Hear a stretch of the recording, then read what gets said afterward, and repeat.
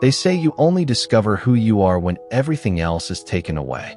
In a world drowning in possessions, opinions, and noise, few realize that the path to spiritual depth and the path of extreme minimalism are, in truth, the same road, just seen from different directions. One begins by letting go of the world, the other by understanding the self. Today, we're not rediscovering minimalism. We're revisiting its silent twin, the kind of simplicity that monks, mystics, and thinkers have all touched, yet few have truly lived. Extreme minimalism was never just about less. It was about lightness. Lightness of mind, of possessions, of the invisible weight we carry through our days. The deeper we walk into it, the more it starts to look like a spiritual discipline, not a design choice, but a form of inner architecture.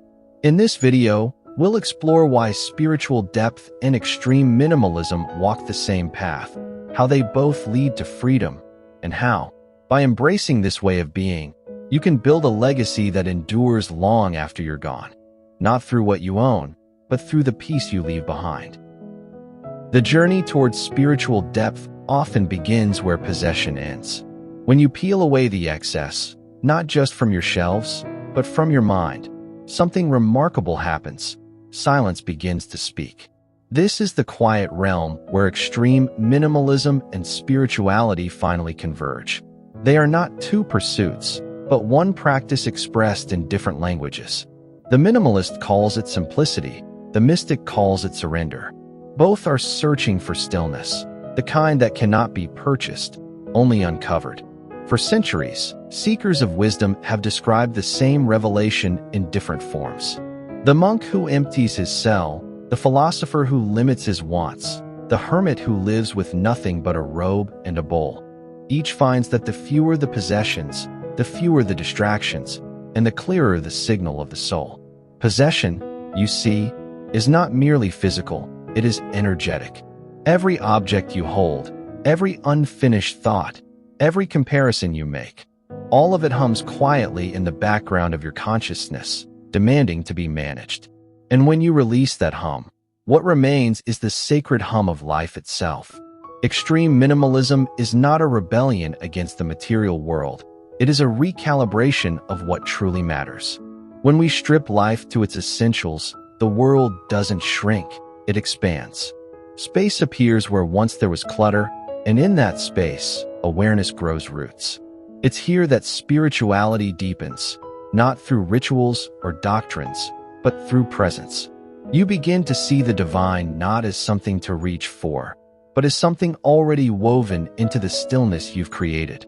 In this space of less, your thoughts slow, your attention widens, and your being feels lighter, not metaphorically, but tangibly. The mind ceases to be a storage room and becomes an open field. You start to notice the subtle beauty in air, in breath, in the unspoken rhythm of existence.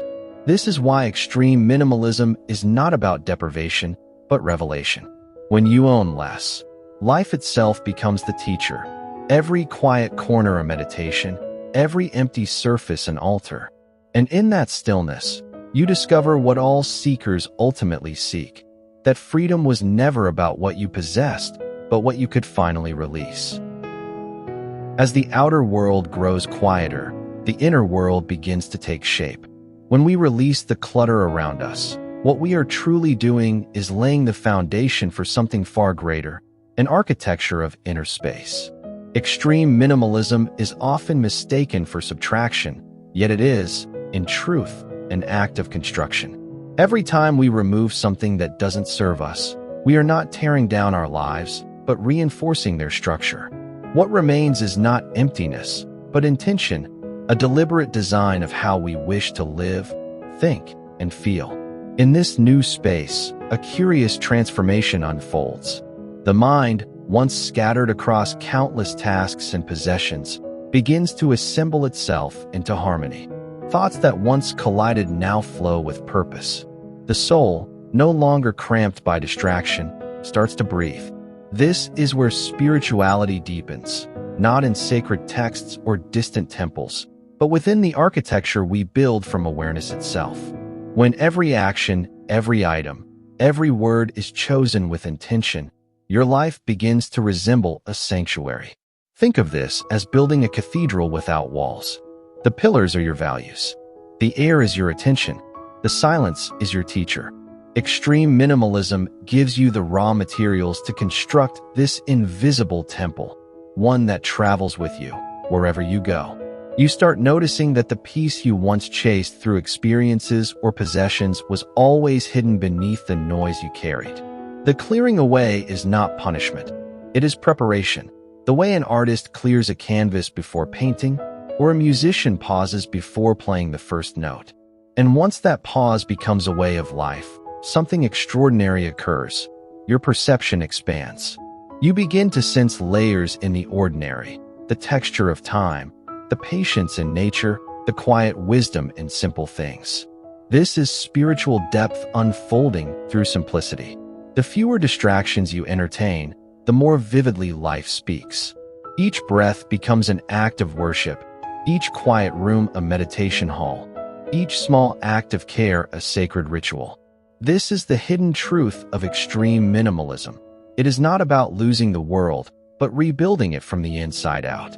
When you craft your inner architecture with intention and stillness, you realize the outer world no longer defines your peace.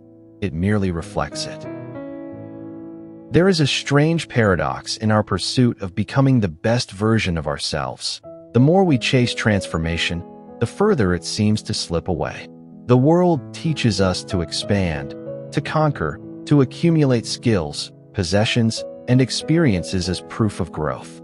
Yet, as the ancient Stoics quietly observed, it is not in expansion but in restraint that true strength resides. The best version of yourself is not a larger version of who you are. It is a distilled one. It is what remains when the noise has settled, when excess ambition has been refined into purpose, and when desires no longer dictate direction. Restraint is not suppression, it is precision. It is knowing when to speak and when silence says more. It is the art of recognizing that not every mountain needs to be climbed, not every opportunity needs to be seized, and not every opinion needs to be expressed.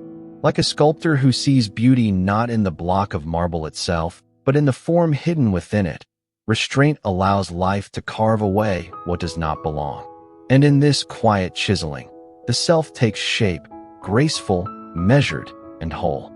The Stoics believe that mastery over oneself begins not in the pursuit of control over the external world, but in the disciplined surrender to one's own nature.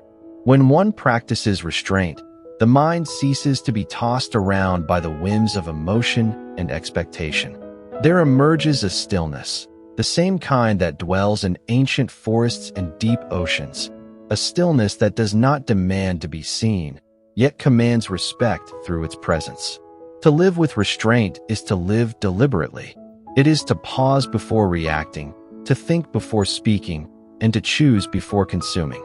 It is in this pause that freedom blooms, the freedom to no longer be enslaved by impulse, by distraction, by the endless pull of the modern world.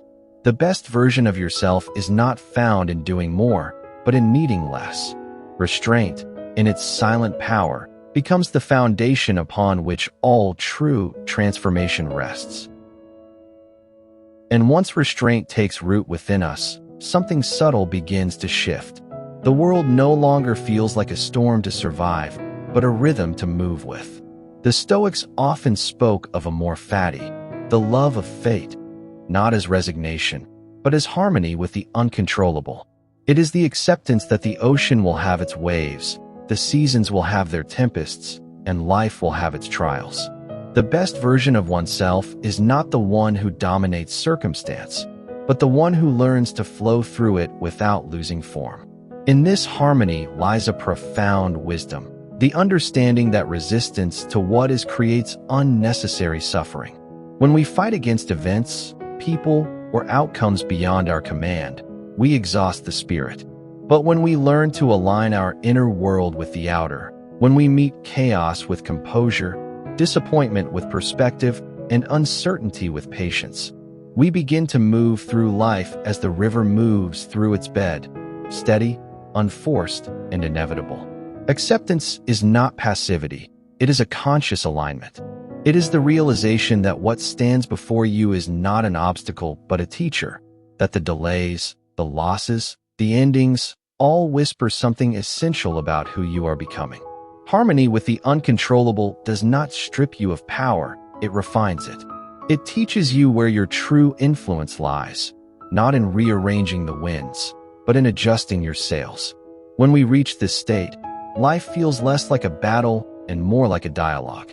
We begin to listen instead of demand, to observe instead of react. The heart softens, the mind steadies, and our choices begin to mirror wisdom rather than fear. This is where inner peace begins, not when everything around us is calm, but when we are. The best version of yourself, then, is not a conqueror of fate, but a composer of harmony, one who walks with life, not against it. As the journey of minimalism and spiritual depth converges, we arrive at a truth often overlooked. The measure of a life well lived is not in accumulation, but in the lightness we leave behind. Extreme minimalism is not merely a personal practice, it is a transmission. By carrying less, by entangling ourselves with fewer distractions and attachments, we create a space that radiates clarity, calm, and presence, qualities that touch everyone around us, long after we are gone. Spiritual depth and extreme minimalism, walking hand in hand, do not just change the individual, they ripple outward, influencing the texture of a family, a community, a society. This lightness is a form of legacy. It is the memory of how someone moved through the world with intention rather than impulse, with awareness rather than busyness. It is the influence of a life uncluttered, where every word, every action, every decision resonates with the quiet certainty of knowing what matters. In choosing less, we show others what freedom looks like. In practicing restraint, we teach resilience without preaching. In embracing the uncontrollable, we model serenity in the midst of chaos. The path of spiritual depth and extreme minimalism invites us to think beyond our own moment. It asks us to imagine that the clutter we refuse, the distractions we ignore, and the attachments we release all create a kind of gravitational field, one that allows clarity, love, and wisdom to settle around us. Our impact is no longer measured in possessions, titles, or accolades, but in the calm, grounded presence we leave in the spaces we inhabit. And perhaps this is the ultimate gift. By living lightly, we give others permission to do the same. We show that life does not need to be heavy to be meaningful, that happiness is found not in accumulation, but in alignment, and that spiritual depth is not a distant mountain to climb, but a landscape to inhabit, patiently and gracefully. The path of extreme minimalism, intertwined with the path of the soul, leaves behind a map, not of things to hold, but of freedom to live fully. As we step back and reflect on this journey, it becomes clear that extreme minimalism and spiritual depth are not parallel pursuits, but a single path seen from two perspectives. By letting go of the unnecessary, by cultivating restraint, and by harmonizing with the uncontrollable, we uncover a freedom that is both profound and tangible. It is the freedom to live lightly, to think clearly, and to act with purpose, a life that leaves a quiet, enduring impact not through possessions, but through presence, clarity, and calm. This path is not a fleeting trend, nor a simple trick to organize your surroundings. It is a lifelong invitation to explore what truly matters, to create inner architecture that supports resilience, serenity, and connection, and to leave behind a legacy defined by influence rather than accumulation. Every moment we practice this alignment is a step toward a life that is not only simpler, but richer in meaning, depth, and spiritual resonance. If this perspective resonates, there is more waiting for you. On this channel, you can continue exploring the philosophy of living intentionally, with playlists that delve deeper into extreme minimalism, the nuances of corporate minimalism, and the transformative lessons hidden in what we call the hollow era. Each video is designed to expand your understanding, inspire reflection, and help you craft a life that is both purposeful and liberating.